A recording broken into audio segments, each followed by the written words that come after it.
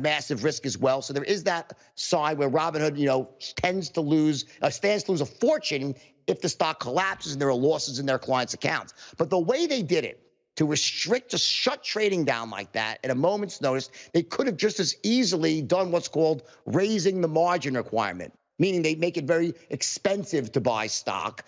And that could have accomplished pretty much the same thing. So why did they suspend trading like that? And I wonder, there are these relationships between Robinhood and the hedge funds who are losing money. So that needs to be investigated as well. And all I can tell you is this: I'd hate to be the owner of Robinhood, because I can't see how they survive this, because everybody and their grandma is going to sue Robinhood and another platform saying, you shut down trading, you artificially caused me to lose money. Whether they made money or lost money, Robinhood will be in so many lawsuits, class action suits, that I really does not bode well for their future. I mean, it's just impossible to overstate the significance of this, just based on what you're telling me here. And I just wonder, whether, on a broader scale, if we're actually looking at, almost on the edge of a sort of stock market bubble here, that we could be in a sort of difficult position in the months to come. You're hitting all the right points here, that's for sure. So, yes, I mean, this is 1999 all over again. And that's why I said I'm begging everybody to please be careful here. I had someone fixing a TV in my house yesterday, and the guy says, "Oh, my mother called me. She's 82, and she was asking me about Gamestop." I'm like, there you go. And that's how it really gets bad, because when that last group of people start getting in, typically they call it the odd lot theory, that when the average person gets in, that's the time it's going to actually crash.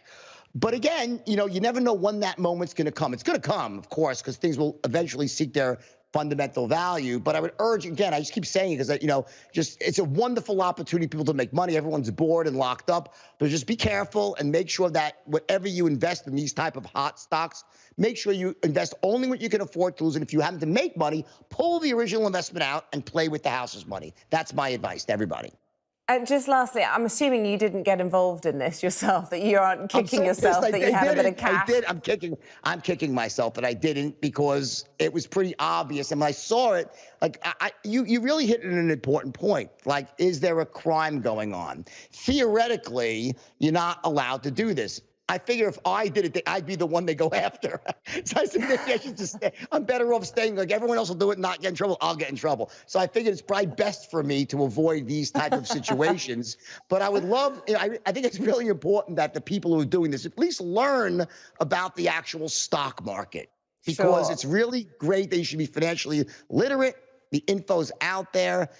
Be careful and make money.